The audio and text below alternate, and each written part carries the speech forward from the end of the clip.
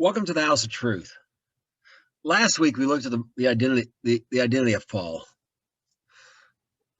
His identity as a Roman citizen and a Jew and a Pharisee, and how he had no conflict with he had no identity Christ from these things. Some people, while the servers may think conflict with each other, because they indeed did not, because he was a believer, because his real identity was that found in Messiah.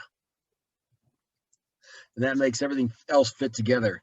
And how he used those different aspects, those different aspects to promote the gospel. Now, Paul has been noted as one of the key turning points of history. He's been called perhaps the second most influential man in history after Messiah, primarily because of his success in spreading Christianity. Many people have argued that without Paul, it would never spread. It would not even be around today, which is not true, because it was from God and it was going to be around. But Paul was very instrumental in that. And today we're going to look at this religion. So Paul spread this religion. And today we're going to look at this religion spread by Paul, and the hindrances in his and the hindrances he faced. Because he has taken it so far, but everything else he's done so far, everything he's done up to this point has been preparation for something. Those three missions were preparation for the big prize. We're going to look at that today. Acts 19:21 through 22. After these things were ended, Paul purposed in the Spirit, when he had passed through Macedonia and Achaia, to go to Jerusalem, saying, "After I've been there, I must also see Rome." So he went to Macedonia. Two of them ministered him, Timotheus and Erastus, but he himself stayed in Asia for a season. So to refresh your memory, Paul is still in Ephesus at this point. He said he's going to see Jerusalem. He's been warned. He's got chains and trouble, and bonds and trouble await him if he goes to Jerusalem. But because of his love for Jerusalem, and because of his love for Jerusalem and for the people of Jerusalem, he's determined to go there. So, but notice Jerusalem was not his end game. His end game was Rome, because Rome was the capital of the Roman Empire. Paul is probably a Roman citizen, and undoubtedly perhaps wanted to see it the same reason the Americans might want to see Washington, D.C. But that's not all there was to it. But Paul has this deep desire to go to Rome. In Acts 23:11 through 15, we're going to see this desire being fulfilled, promise for it to be fulfilled. And the night following, the Lord stood by him and said, "Be of good cheer, Paul, for you have testified to me in Jerusalem, so you must also bear witness also in Rome." And it was day, certain of the Jews banded together and bound themselves under a curse, saying that they would neither eat nor drink till they had killed Paul. And they were more than 40 which made this conspiracy. And they came to the chief priests and the elders and said, "We have bound ourselves under a great curse, that we will eat nothing until we have slain Paul. Now therefore you with the council signify a chief captain, they bring him down to you tomorrow, as though you would inquire something more perfectly concerning him. And we, or ever he come near, are ready to kill him." So I want to notice this. As soon as he's going to bear witness of what? Bear witness of Yeshua in Rome. And that's where Paul wanted to go after he went to Jerusalem, which he's just been testifying in Jerusalem. Now, immediately, opposition raised against him. And we know Hashatan, Satan's behind it. They want to kill him. But look at this terrible curse they put themselves. They put themselves in a great curse. Now they are very serious about killing him. So they got this plot to kill him. But why are they so concerned about killing him? What is it about Paul that they want to stop? Well, we're going to look at this in Paul. It's about why Paul wants to go to Rome. It's not just to maybe see the Colosseum and do those kind of things, which he might do. He's been to the Olympic Games and things like that. It's apparent from the gospel, from his writings and stuff. He's been to these type games. He probably wouldn't want to see the Roman gladiator games, but still, that's perhaps an interest in that. But is that all there is to it? He just wants to go as a tourist? No, of course not.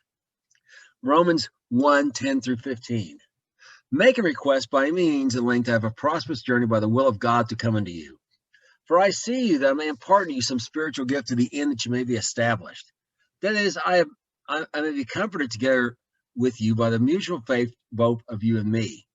Now I would not have you ignorant, brethren, that oft times I purposed to come to you, but was let hitherto, that I might have some fruit among you also, even as among the other Gentiles. I would hear both to the Greeks, to the barbarians, to the wise and the unwise. So as much as is in me, I am ready to preach the gospel to you that were also at Rome.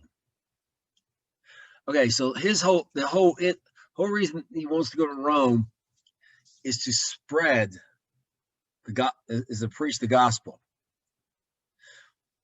Of course, there's what does he mean by the gospel? Well, the gospel, a lot of it can be seen in the religion he has. The religion he's coming there to spread a religion to Rome.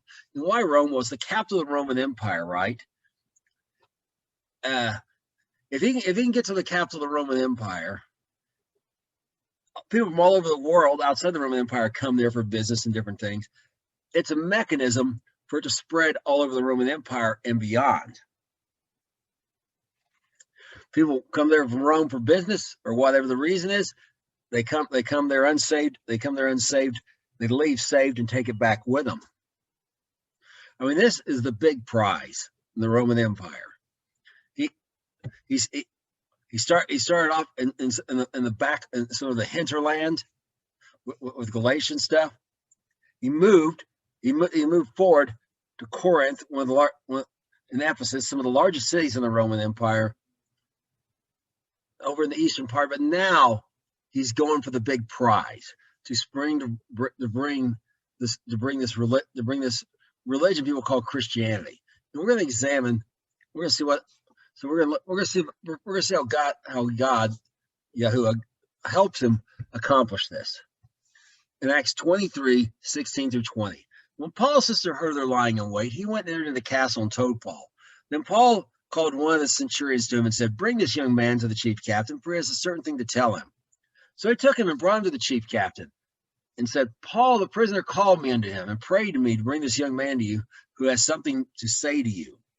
The chief captain took him by the hand, went aside privately, and asked him, "Why do you have to tell me?" He said, "The Jews have agreed to desire you that you would bring down Paul tomorrow to the council, as though they would inquire somewhat of him more perfectly." Okay, again, as we've said many times, the Jews doesn't mean all Jews. Paul's a Jew, which we looked at last week. Proud of it, a Jew of Jews, a Hebrew of Hebrews. No, he means these people I sometimes refer to as the rabbit rabbis. It's a small group, not even of religious Jews, of unbelieving Jews, but not even all unbelieving Jews, not even all religious unbelieving Jews. It's a small group, really.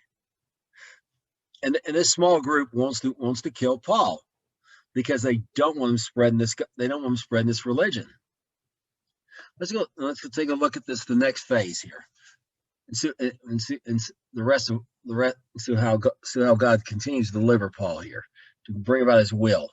But do not yield yourselves to them, for they're lying in wait for him no more than 40 men, which have bound themselves in an oath, that they will neither eat nor drink till they've killed him, and now are ready looking for a promise from you.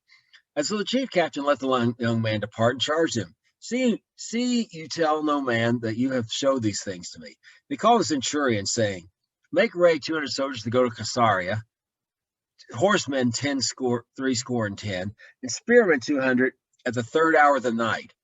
And provide them beasts that may set Paul, and bring him safe unto Felix the governor." And he wrote a letter after this manner. Okay, so let's review some things here for you. Okay, so the chief captain has now been alerted to the plot, and he listened to this nephew. Why did he listen to this young man, Paul's nephew? It's all we know about Paul's family. He had a sister and she had a son. That's all. But why did he listen to take him so seriously? because he already had to rescue Paul twice, once from the temple, a mob, and once at this trial he had in Jerusalem, we looked at last week.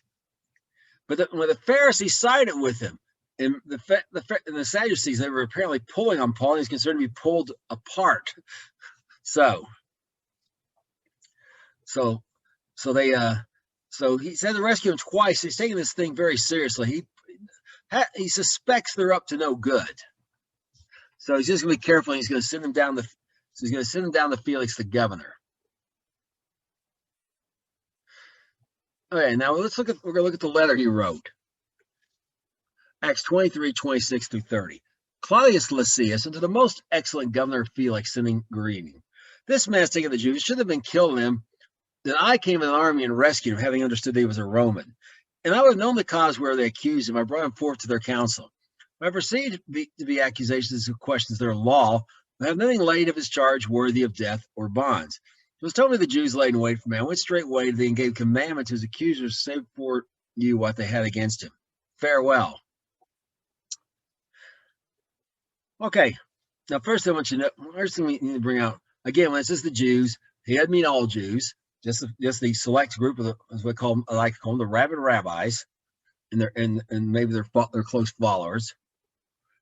A small group of the Jews, a small subgroup of Jews, of all Jews, and he's doing a little bit of revisionist history here.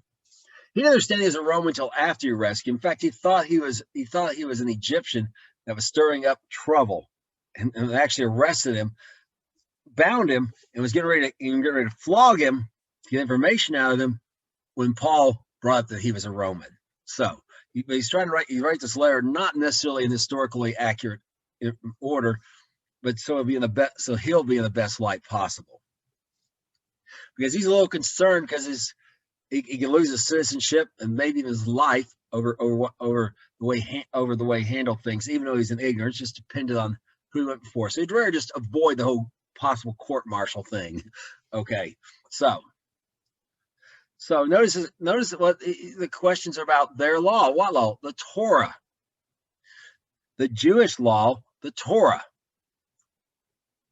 So he's passed him on. He's going to pass him on the He's going to pass him on to Felix because he doesn't have any authority.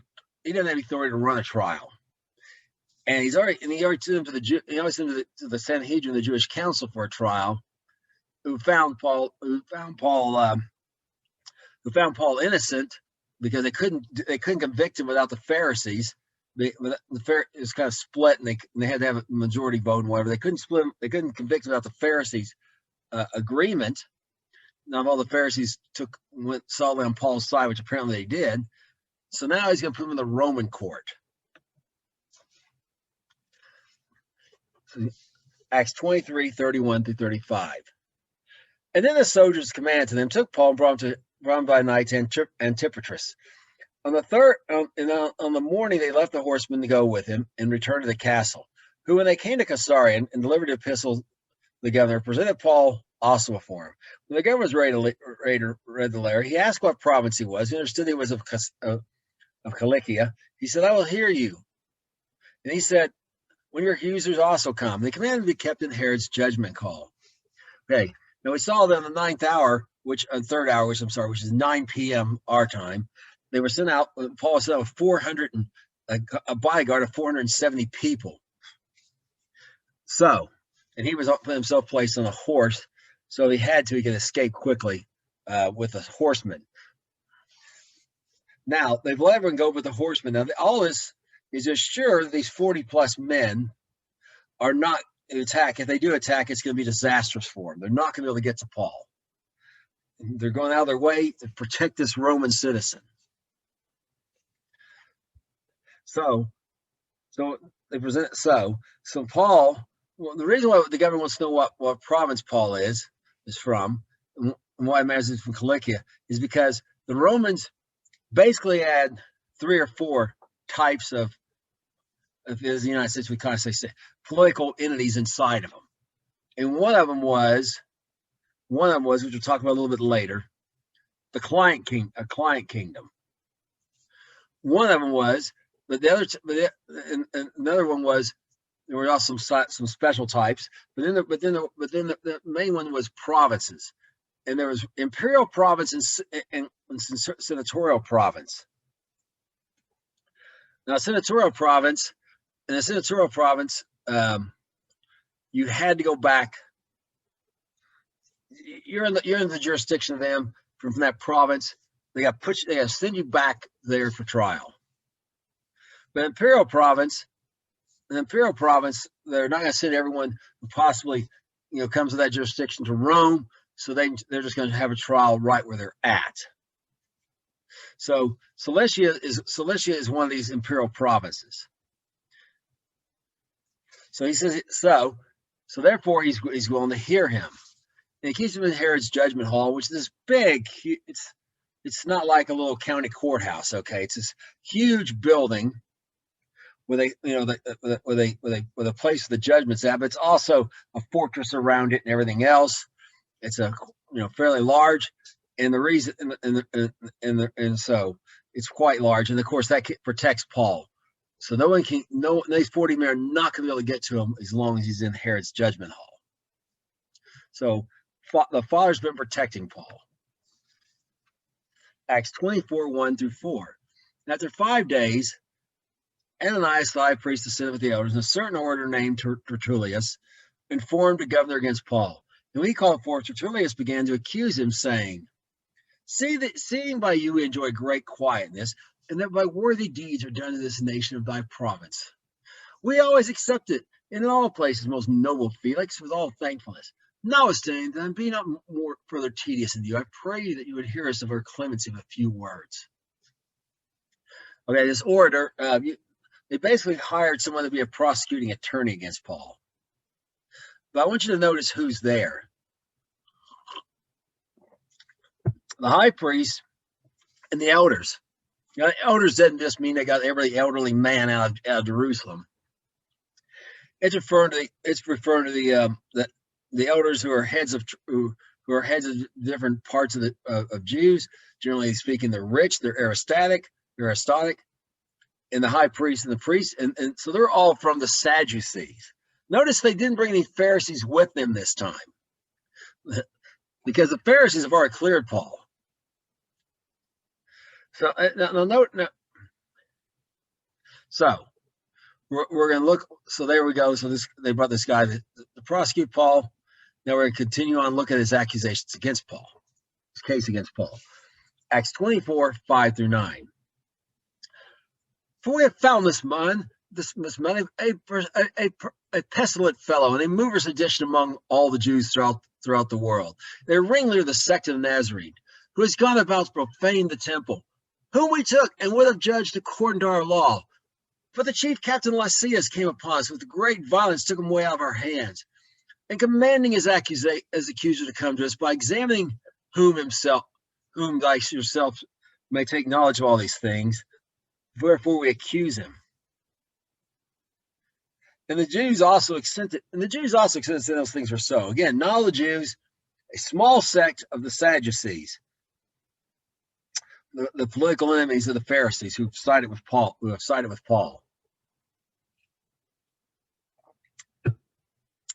So, but notice the accusation. He's a pestilent fellow. They're saying he's a troublemaker. A mover sedition among the Jews. Sedition what? Rebellion against the Roman Empire. There were various Jews, not in this cases inside Judea, but out throughout the Roman Empire of Jews were trying to destroy the authority of Rome, throw off the yoke of Rome, and moved in sedition. And notice he's a ringleader of the sect of the Nazarenes. Well, what's this mean? Sect of what? So the sect of the Nazarenes, what that means? It means the Nazarenes, named after because they followed Yeshua, Jesus of Nazareth, who would be called the Nazarenes. So they're called Nazarenes because their followers are a sect. A sect of what? A sect of Judaism. It's a Jewish sect. And the accusation is he went to profane the temple, which is the accusation against him when he brought Trophimus in that we looked at. Now, they took him with a judge according to their law. Well, no. Now, what the Torah said, you cannot put a man to death unless you have 2 or 3 witnesses, and so on and so forth. And there was no kind of trial at the temple. They just drug him out and were about to and wanted to kill him and do him away with. So Captain Lysias brought order. Of course, that's the way they're trying to tell it. They're trying to say, well, there wouldn't be a problem here if Captain Lysias had interfered. But he brought order and commanded the accusers to come to him. So now it's going to be Paul's turn to defend himself. We're going to look at Paul's defense. Acts 24, 10 through 13. And then Paul, after the governor beckoned him to speak, answered, "For as much as I know there has been many years a judge of this nation, I do more carefully answer myself, that because thou mayest understand, there were 12 days I went to Jerusalem to worship. And they neither found in the temple the spirit of the man, nor raising up the people, neither in synagogues nor in the city. Neither can they prove the things where they now accuse me." So Paul's defense begins with basically this. They're a bunch of liars.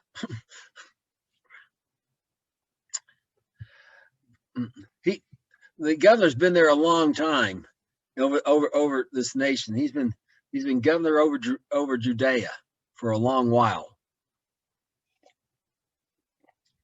And Judea's got kind of a funky thing, which we'll explain later. But he's been a governor over Judea for a long while. And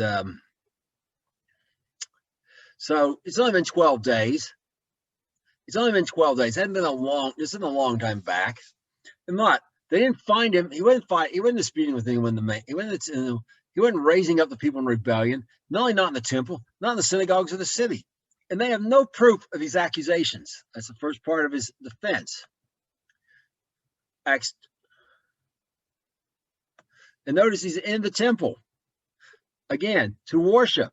Went to Jerusalem because he's a Jewish man with a Jewish religion. He goes to the Jewish temple, the capital of the Jewish world, to worship. So let's look at the next part of the second part of his defense, Acts 24, 14 through 17. "But this I confess to you, that after the way which they call heresy, so worship the God of my fathers, believing all things are written in the law and the prophets, have hope towards God, which they themselves also allow, to be a resurrection of the dead, both for the just and the unjust. Herein do I exercise myself, to always have a conscience void of offense towards God and towards men. Now, after many years, I came to bring alms to my nation in offerings." Okay, so the second part of his defense is, again, he's playing on this, I'm preaching a Jewish religion. And the reason why that's important is under Roman law, they just didn't allow, most people, they made them become, they were pagans, the Roman Greco. They were in that camp, or they had what they called loud religions. One of the allowed religions was Judaism. It was under a law called the Juris Judaica. Jews in Rome had helped Julius Caesar rise to power, so he had this law made, and basically it recognized Judaism as a religion with some stipulations. They would have to make sacrifices to God on behalf of for the emperor's safety and things like that. And they would be allowed to operate inside Judea, particularly they'd be able to actually implement the law that God gave Moses.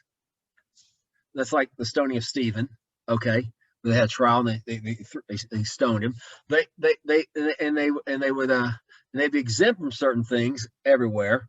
And they'd be able to keep the Sabbath, and most important, it's important. They were able to keep the Sabbath. They were able to meet in synagogues because Romans didn't allow secret societies, but Julius Caesar ruled synagogues for schools, which is the German word shul, which in Yiddish a synagogue is still called a shul to this day. It comes from Julius Caesar. This is Juris Judaica. And these things, some people have called them Jewish privileges, although that's a little bit not quite right. But yeah, but yes, they got so.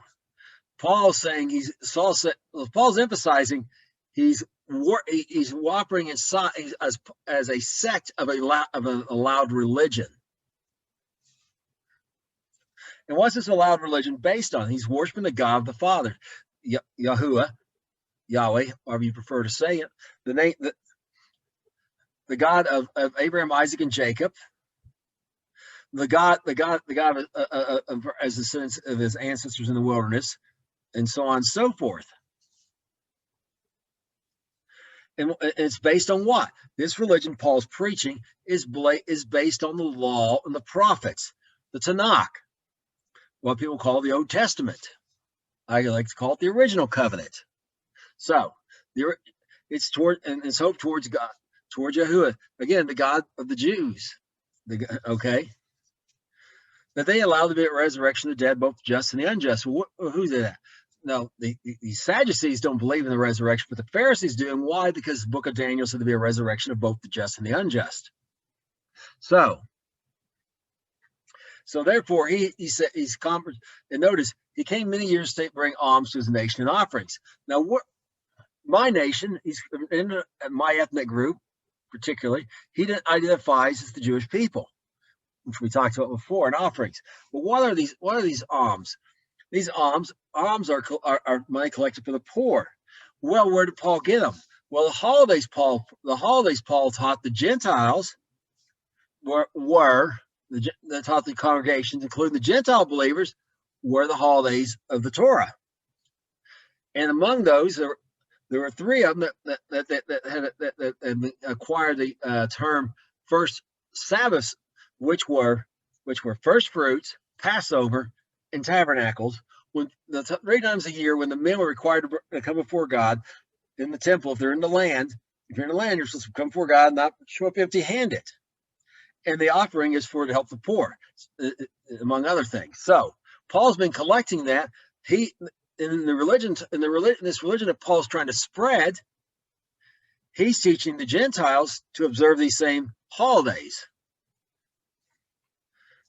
So he's coming to bring what, and the thing was, you lived outside the land, and once in a while you send to represent your congregation would collect collectively, and once in a while, when someone's going to Jerusalem, they take your congregation's your offering down there, Jerusalem, at the temple to distribute or give or put in the poor box or whatever. That's not really a box; it's a big silver trumpet. But anyways, yes, okay, the treasury. So Paul's just saying, I just came down to do that. He's emphasizing this is a Jewish religion he has. He's an allowed religion under the Roman law. Acts 24:18 through 22. Now Paul's going to finish his defense. Whereupon certain Jews from Asia found me purified in the temple, near a multitude or tumult, who ought to have been here before you and object if they lie against me. Or let these same here say, if they found any evil doing in me while I stood before the council. Except for this one voice that I cried among them, touching the resurrection of the dead, I am called in question by you this day. When Felix heard these things, having more perfect knowledge that way, he deferred them, and said, when Lysias the chief captain shall come down, I'll know the uttermost of your matter. Okay, so notice here, Paul says, Paul's not there with a big unruly mob. He's not causing some sort of tumult. He's not causing a riot or anything. And these Jews, in Asia, that is accused. It's only been 12 days. Where are they at? Why aren't they here at this trial? As witnesses, if they really had anything to it. And these people here, what the people that are there, they were at his trial before the council, the Sanhedrin, but they didn't find any evil doing in him, so they can't really say that. So Paul's saying, I was found innocent by the Sanhedrin. They did not hand down a conviction for him. No, he said the only reason he's there, it's about this religion he's spreading, the resurrection of the dead. Because remember, these are Sadducees who don't believe in the resurrection of the dead, angels or spirits who are now trying to stop Paul who are this plot to kill him are now coming down here to accuse him in this trial in this Roman court. So Felix decides he needs more information because notice that Lysias is also not there to witness. So the trial ends with no Paul is not convicted of anything. Okay, now let's look at Acts 24, 23 through 27. When they command the centurion to keep Paul and let him have liberty, they should forbid none of his acquaintance to minister or to come unto him.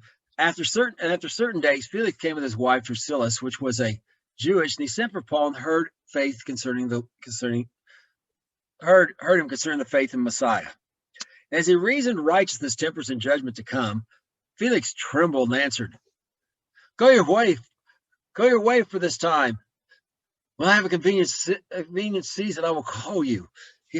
He also hoped that much be given to Paul, and he might lose him. Therefore, he sent him the more often and communed with him. After 2 years, Pontius Festus came into Felix's room, and Felix, willing to show the Jews a pleasure, left Paul bound. Okay, so I want you to notice some things here.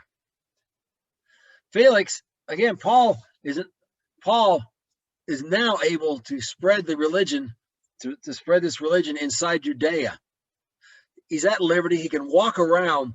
He can't leave, but he can walk inside and where he's protected, wherever he wants to, inside this massive fortress, the judgment hall of Herod. His acquaintances can come to him and bring him stuff, whatever, and ink, pen, more like sheepskin, and vellum and ink, whatever, can bring him stuff for him to write. So he's able to write letters and have things brought to him, and they can communicate. So he's got communication.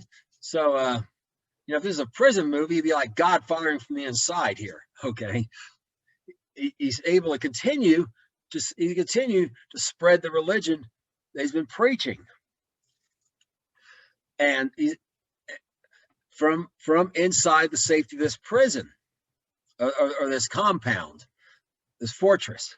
So now Drusilla is one of the last of the Herodians. Felix married into the royal family of the Herodians, the descendants of Herod, Drusilla. So what did Paul talk about? Faith in Messiah. Christ is the Greek word for Messiah. Christ is Greek, but yeah, Christos. But Christ, we say, it means Messiah, anointed one, concerning faith in Messiah. And notice why he reasoned with him these things that are where you find all these things: righteousness, temperance, and judgment to come. You see God's righteousness in the Torah. Here's the rules. His temperance. Many times he did not destroy. He gave him chances. He sent people like Nineveh, where he sent Jonah and didn't destroy him. And judgment to come, that the judgment of each one of us is certain. We all have to stand and give ourselves accountable to God. This is all part of a Jewish religion. There's nothing novel here or different than what Jewish religious teachers have been teaching for years. Notice, he wants to. What Felix says, he'll wait to convenience time. Do not wait for convenient time. If you a convenient season, today is the day of salvation. People sometimes get all worried about when's the rapture, or when's tribulation, or this or that. The truth is, you don't know when your heart's going to stop beating. Now, Paul in this case knows he isn't going to stop for a while because Yeshua's already told him he's going to go to Rome to spread this religion, but But unless you got an assurance like that, you're not only not guaranteed tomorrow, you're not guaranteed the rest of today. Today is the day of salvation. Today's the moment to seize the day. Carpe diem. And that's also true about anything else God's been calling you to do. If he's been calling you to do something, seize it. Maybe it's just a small step. It's preparation. Like, remember, Paul, 10 years between the road to Damascus and when he first goes on his first mission trip. 10 years of preparation. But Paul started doing something right away. Seize it right now. Don't wait for a convenient season. Because if you wait for perfect conditions, you'll never do anything. So, but notice this also, Paul could have left. He left Paul bound. He didn't really even have a right. He didn't really have anything real grounds to keep Paul on other than maybe like protective custody. But Paul could have left for 2 years, but he didn't because he refused to pay a bribe. Of the integrity of Paul, but also Felix didn't understand that Paul didn't want to leave. Paul's goal is to get to Rome. And so he's protecting his enemies so he can still get to Rome to take this religion to spread this religion there. And Felix, the Jews complained against Felix, and he's now being recalled to Rome, and Porcius Festus being sent to his room instead.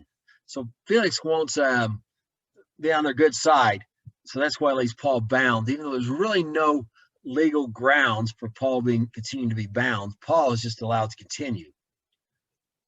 They don't realize it, but Paul is in touch with the Holy Spirit, and God's in control, and Paul is really in control here in many ways, just like Yeshua was totally in control in his trial before Pilate. Pilate just didn't recognize it. Acts 25, 1-6. And when Festus was come to the province, 3 days he sent from Caesarea to Jerusalem. Then the high priest and the chief of the Jews informed him against Paul and besought him, and desired favor against him, that he would send him to Jerusalem, lying in wait to kill him. And Festus answered that Paul should be kept at Caesarea, and he himself would depart shortly there. Let them therefore, he said, which are among you able, go down with me and accuse this man of there being wickedness in them. When he tarried among them more than 10 days, he went down to Caesarea, and the next day sitting in the judgment seat, commanded Paul to be brought. Okay, so now Festus, why is he going down from Caesarea to Jerusalem? Because of this sort of special status Israel has. Judea has. Judea has. Now notice it's a province now, okay, but it's a province, but it's also a client king. Remember, before Pilate was the first governor, but he's still a king. They still a king. Herod the Great's son got deposed, and they sent a governor instead. But now at this point, they had governors under there treating Judea separate from the rest of Herod's holdings, where they had tetrarchs and whatever. But now it's actually a kingdom, again, a client kingdom, well, but still also a province.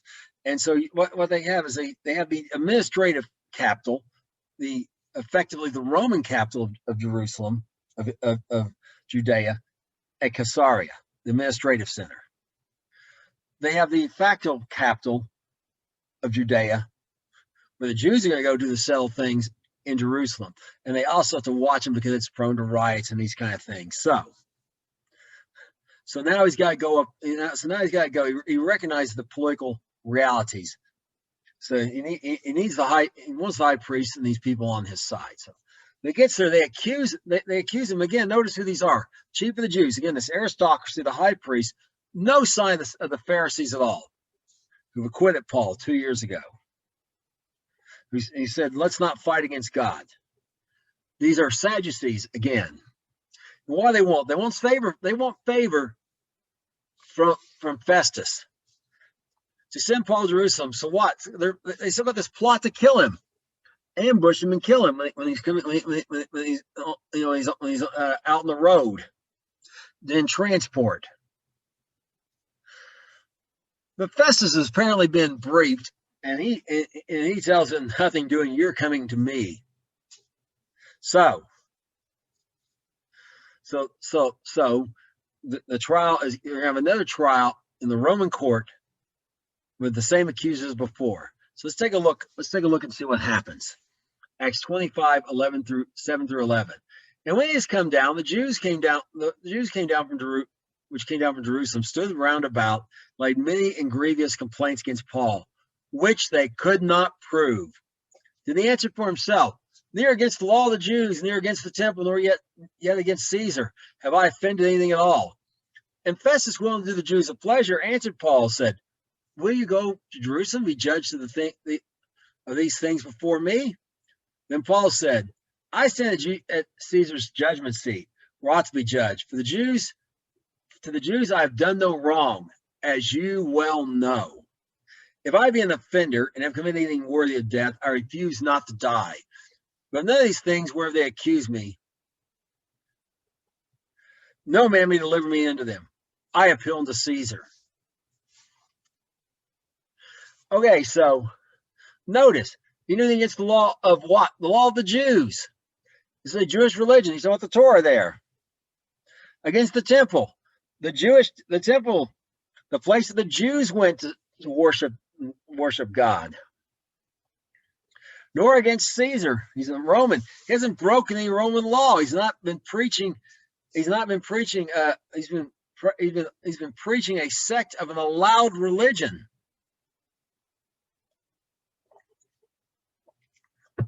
So he's not guilty of breaking anything at all. And then, now, but Festus, because he wants to do his will as president, even though he knows there's this plot to ambush him, he doesn't want to be recalled like Felix was from these people complaining. So now he says, well, okay, I'll send you up to Jerusalem. But Paul reminds him of his rights as a Roman citizen, that he is where he's supposed to be. He's in a Roman court as a Roman citizen, and that's where he should be judged. Then he exercises another, because he knows that Festus knows he's done nothing wrong. So Paul now plays his trump card. He appeals to Caesar. As a Roman citizen, he has a right to appeal to Caesar, and that will get him to Rome, because his goal is to get to Rome to spread his religion, which we commonly call the gospel or Christianity.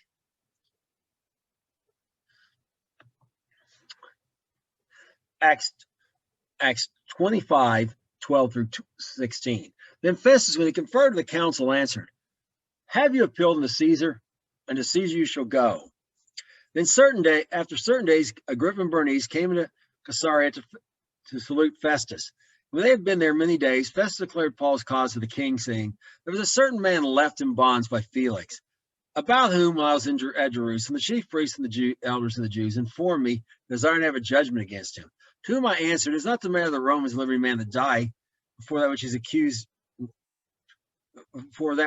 accused, have the accusers face to face, have license to answer himself concerning the crime laid against him. Okay, so Paul's going to go to Caesarea. He's going to go. He's going to go to Rome now. He's going to stand before Caesar, as people often mispronounce the Greeks, Caesar. Anyways, Caesar. He's going to go to Caesar. He's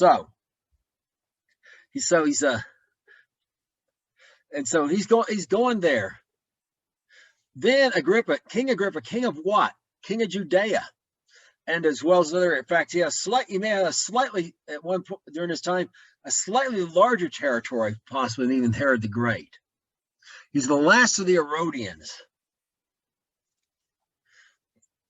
This is who this King Agrippa is, and there's sort of a power sharing structure between him and the Roman governor, because he's a client king.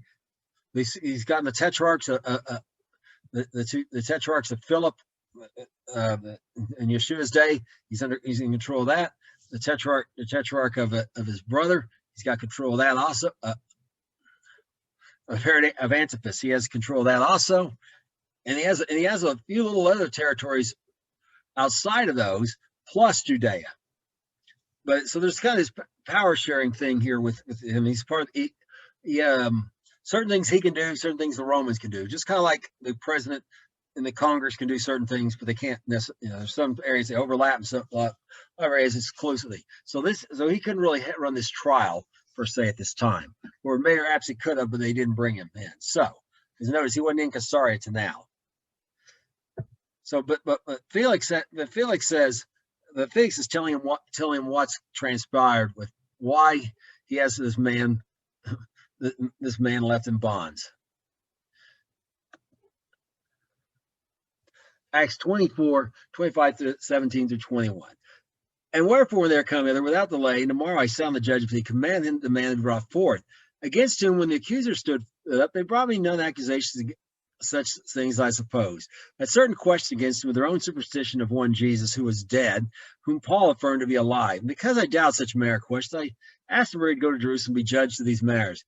But when Paul appealed reserved to the hearing of Augustus, I commanded to be kept till I could send him unto Caesar. Okay, so again, Paul. So now he's starting to explain to this. He's explaining some more of what's went on. But notice here, I want you to draw out and notice you a few things. He thought these accusations were about Roman law. They weren't. Their own superstitions, why he's referring to as Judaism, basically. Now this Jesus, Yeshua, what he understands is they're saying he's dead and Paul's saying he's alive. No concept of a resurrection has penetrated this, this guy has gotten that from any of this. So, now a little bit of revisionist history again. He didn't send him there because he doubted questions. He sent him there because he wanted to send to Jerusalem, knowing Paul would probably be attacked and possibly killed. Ambushed. Because he wanted to please the Jews, the Jewish leaders, the chief priests, the Sadducees, who were in charge of the aristocracy in the temple. So he would have liked to have done, but that's the truth. He's again revising history like Lysias did, putting himself in the best light possible.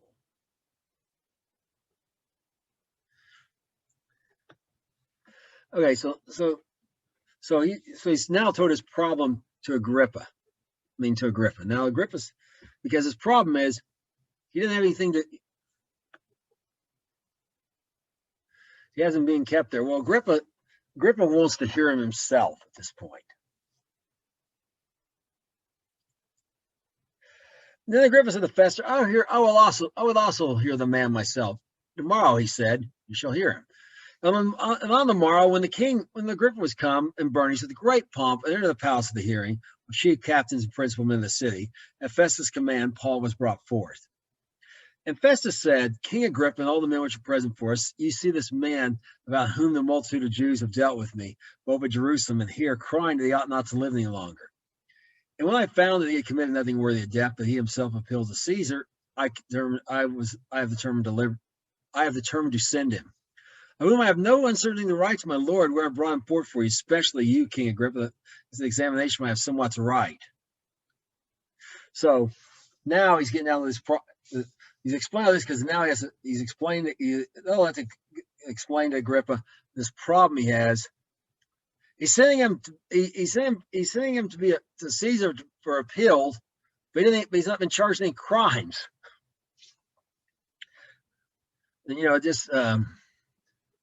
which again is not really legal under Roman law. This is highly irregular to send someone.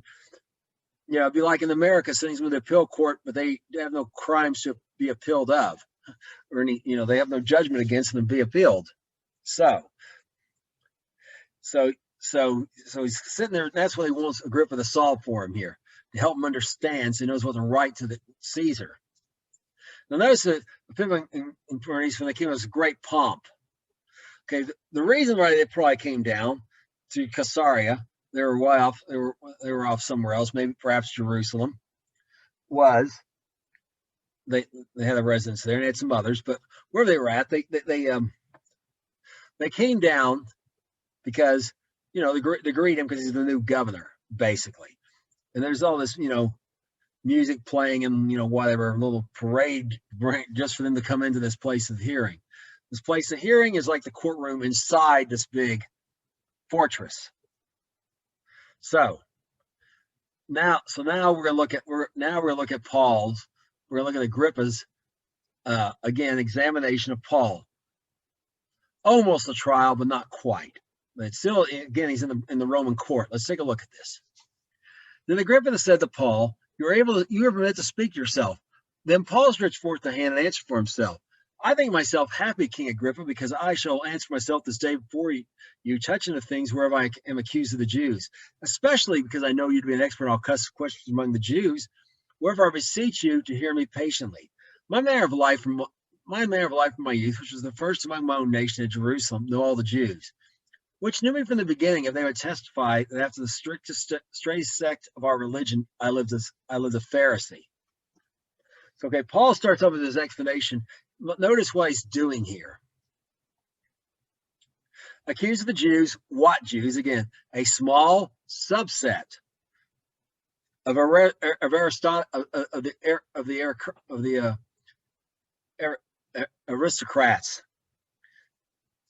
of the aristocratic class, and the priest, composed of Sadducees.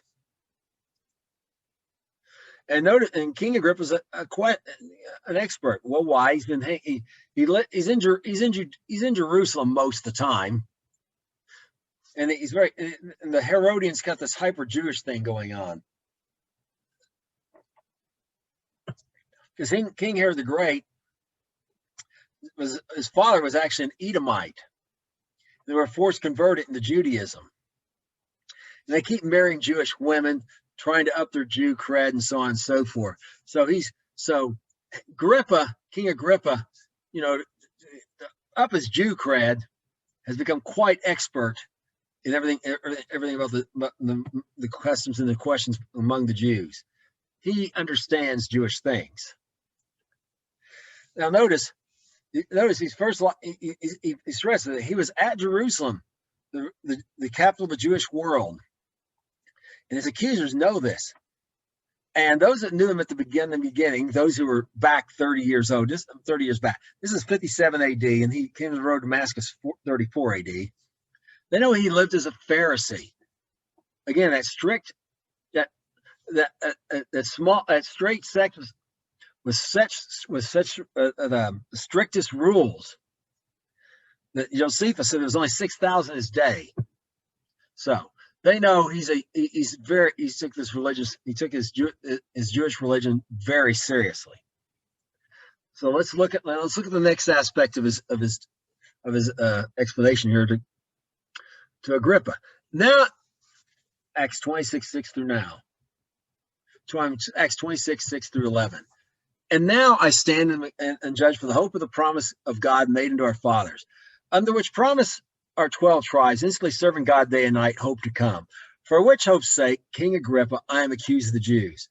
Why should it be thought an incredible thing with you that God should raise the dead? Verily I thought within myself that I ought to do many things contrary to the name of Jesus of Nazareth, which thing I also did in Jerusalem. And many of the saints I should have in prison, having received authority from the chief priests. When they were put to death, I gave my voice against them. I punished them often in every synagogue, and compelled them to blasphemy, and was exceedingly mad against them. I persecuted them even to strange cities." Okay, so notice again, he's here because he has a Jewish religion. The hope, because he's been spreading a Jewish religion, the hope of the promise made of God. What God? The God of our fathers, Abraham, Isaac, and Jacob. The hope of the promise, the promise is a Messiah.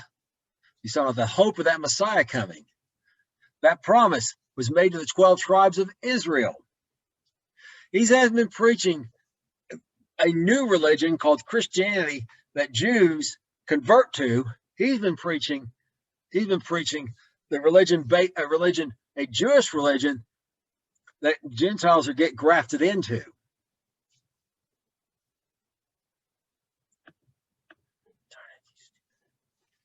The Gentiles get grafted into.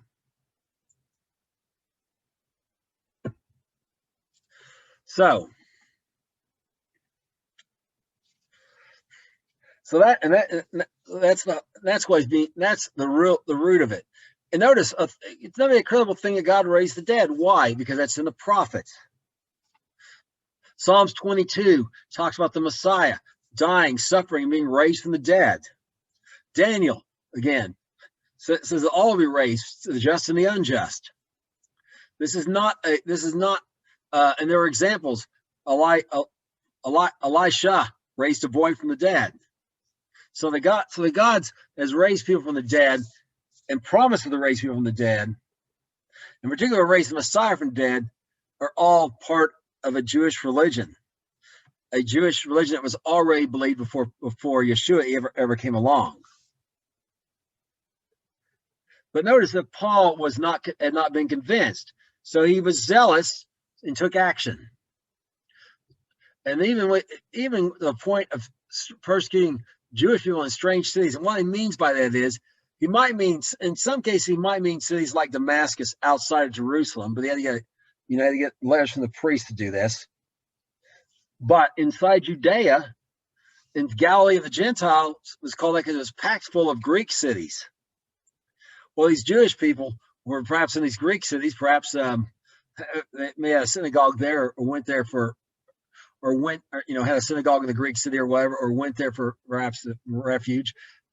These Jewish believers, remember, these are Jewish believers he's against, followers of Yeshua, and he even goes into these Greek cities to get them. No place was safe from him. Now we're going to look at, as he continues to explain what's going his position to Agrippa. Acts 26:12 through 17. Whereas I went to Damascus with authority and commission from the chief priest. At midday, O king, I saw in the light a way from heaven, above the brightness of the sun, shining around about me, and them which journeyed with me. And we were all fallen to the earth. I heard a voice speaking to me and saying in the Hebrew tongue, Shaul, Shaul, why persecutest thou me? It is hard for you to kick against the pricks. And I said, who are you, Lord? He said, I am Jesus, whom you persecutest. And arise, stand on your feet, for I have appeared to you for this purpose, to make you a minister and a witness both of the things that you have seen, those things which I appear to you. Deliver you from the people, from the Gentiles, to whom I now send you. Okay, notice he's going to the authority of the chief priest. Still got a Jewish religion, but now remember, he had this call in his life from birth, and he was zealous to answer it. But he's been going about it wrong, and he's about to get and he got a course correction here from Yeshua. But notice Yeshua speaks to him in Hebrew. We know he speaks Greek very well and wrote so much in Greek. We've even seen that with Lysias. Ask him, can you speak Greek? Now, it says Saul here, but that's because in Greek there's no SH sound. It's Shaul. Notice that Paul brings out his Jewish name. He's been he's been on this trial under his Roman name, Paulus, which that's why it says in Greek, but for some reason we just write Paul instead of Paulus. We left with the us at the end of Paulus. So he stresses his Jewish name to Agrippa. And notice this. He says it's sent to delivering for the Gentiles. So he's going to go to the Gentiles to do what? He's going to be a witness of these things. Of what? All right. So he's being commissioned by Yeshua to spread a religion. What's this look like? We're going to take a look. Acts 26:18 through 23. To open their eyes, to turn them from darkness to light, and from the power of Satan unto God, and receive forgiveness of sins and inheritance among them which are sanctified by faith that is in me. Whereupon, O King Agrippa, I was not disobedient unto the heavenly vision, but first showed them at Damascus and at Jerusalem throughout the coast of Judea, then to the Gentiles, they should repent and turn to God and do works meet for repentance. For these causes, the Jews caught me in the temple and went about to kill me. Having therefore obtained help of God, I continue this day, both witnessing the great and small, and other things, those which the prophets and Moses did say should come, that Christ should suffer, that he should be the first to rise from the dead and show light unto the people and to the Gentiles. So notice this. But notice this thing. Notice this thing he's been commissioned to do, to open the eyes of the Gentiles. Open them to what? To the God of Abraham, Isaac, and Jacob. To open their eyes to the scriptures. To turn them from darkness to light. Like we talked about, like I talked about my last couple of times. From the darkness of Christmas to the light of Hanukkah. For example, and it's just one example out of many. To turn them from the way this worship of idols they had, the things associated to the worship of God, the things associated with it. Christmas came from idol worship. It's darkness. Hanukkah is worship of God. Yeshua celebrated its light. And notice the power of Satan unto God. Remember, they've been under Satan's authority up to this point. Hashatan. That they can receive inheritance, forgiveness of sins, and an inheritance of those who are sanctified. So they're going to get an inheritance with what? The Jewish people, who have what? No, Jewish people, those that have faith in Yeshua, they have faith in Messiah. So they're being grafted into the Jewish people, not Jewish people being converted to a Gentile religion called Christianity. So that someone calls Christianity the Jewish religion, and we'll look upon its name here in a minute too. So he was a man of action, got busy right away, and they had to repent and turn to God and do works meet of repentance. They couldn't just keep living the way they were before. So this was all in line with basic Judaic teaching. Gentiles at least had to take at least come to agree to the Noahic tenets of the Noahic laws, these 7 minimal things, which include they couldn't repent, they couldn't worship idols because they're worshiping God, and so on and so forth. These 7 things that Noah could have done. So at a minimum. They caught him where? In the Jewish temple. So he is. Oh, and notice this whole thing. So he's been preaching this Jewish religion to both great and small, because we know it's Jewish religion because it's nothing other than what the prophets of Moses said should come. He's preaching what the Tanakh, the Torah, the Ketuvim. The Torah, the Nevi'im, and Ketuvim said. So he's preaching a Jewish religion about what? Messiah. The Messiah would suffer and be raised from the dead, which again, Psalms 22 makes very plain. He'd show light to the Gentiles of the people, which Isaiah says. So his key to his defense here before Agrippa is that he's preaching a Jewish religion to Gentiles to bring them to graft them into this Jewish religion, which was again not without precedence either. Acts 26, 24 through 29. As he thus spoke for himself, Festus said with a loud voice, "Paul, you're mad. You are beside yourself. Much learning does make you mad." He says, "I am not mad, most noble Festus, but I speak forth the words of truth and soberness. For the king knows these things before whom I speak freely. For I am persuaded none of these things are hidden from him. This thing was not done in a corner. King Agrippa, believe you the prophets? I know that you believe." Then Agrippa said to Paul, "You almost persuade me to be a Christian." And Paul said, "I would to God, not that you, but also all they that hear me this day were both almost and altogether such as I am, except these bonds." So, let's know some things. Let's know something. Festus, who didn't get it the first time, didn't get it before, still doesn't get about the resurrection. Now he hears this idea of the dead being raised back to life. He thinks Paul is crazy. This is crazy talk. And what? And what is it? He thinks it's from much learning. Paul is one of the most educated men of his day. He had a genius IQ, and it showed. You don't have to have any of those things be used by God, but having them doesn't exclude you from being used either. So Paul is well educated, and we've seen this over and over again, where he takes on on Mars Hill, literally on their own ground, the greatest philosophers in Greece, comes out on top. He quotes Roman poets and Greeks and Greek philosophers and so on and so forth. His quote that kicks against the pricks, a quote from a Greek play that Yeshua says to him, meaning he's familiar with it. Paul is a very culturated man. He's a very well educated man, and again, a genius IQ.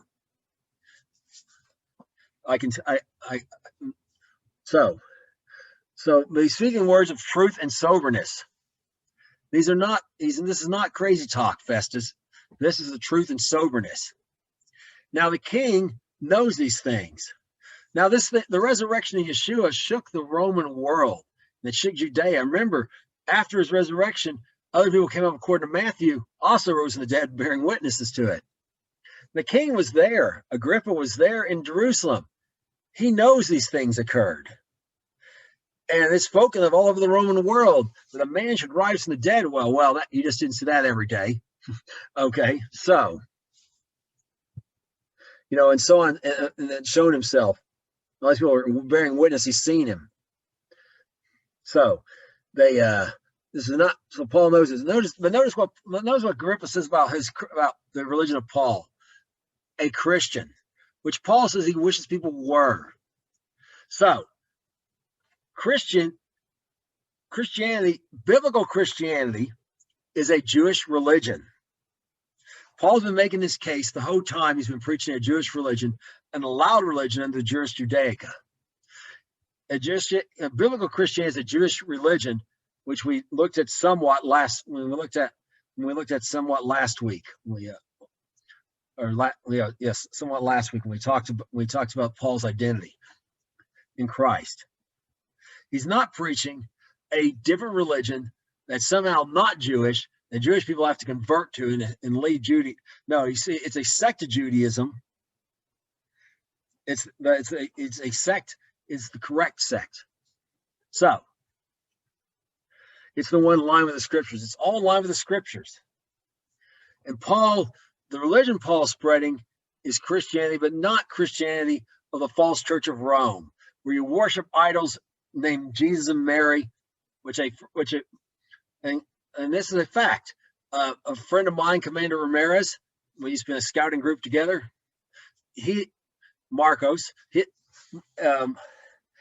When he gave his testimony about coming to faith, he said this: when I was in Mexico, I worshipped idols because he was Catholic. When I came to faith, I no longer worship these idols. He realized that worshiping an idol named Jesus did not make it not an idol.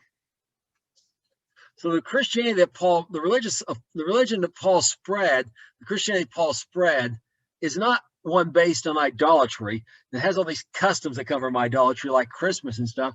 It's a Jewish religion that has customs from the Jews, not rabbinic customs. They're contrary to the Torah, but customs based on the Torah. In Acts 26:32, we're going to look at Agrippa's reaction. And when they had thus spoken, the king rose up the governors from Bernice, and they sat with them. When they had gone aside, they talked among themselves, saying, "This man does nothing worthy of death or of the bonds." Then Agrippa said to Festus, "This man might have been set at liberty if he had not appealed unto Caesar." Okay, again, now this like maybe sixth, seventh time, Paul's been declared innocent. Yet he can't be set at liberty because he's appealed to Caesar. They still have nothing to accuse him of. But Agrippa doesn't understand. Paul didn't want to be set at liberty. His goal is to reach Rome to spread this religion of biblical Christianity, a Jewish religion. So now he's on his way because The appeal to Caesar has been written down and cannot be reversed, and he is going to Rome to spread the Jewish religion of Christianity. Okay, that's all I got for this week. Until next week, shalom.